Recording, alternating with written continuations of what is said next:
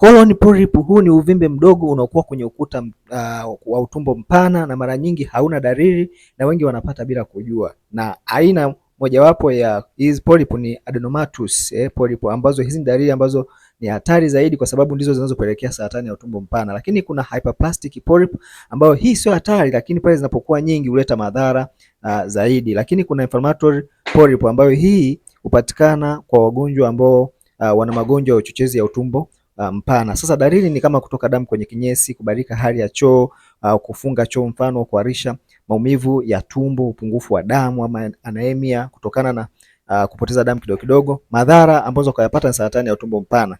Dalili kubwa kabisa ni kuvuja kwa damu ndani, kuleta upungufu wa damu, kuzuia utumbo kupitisha chakula, na polyp zinapokuwa kubwa sana zinasababisha blockage ndani ya utumbo, maumivu na kero kabisa.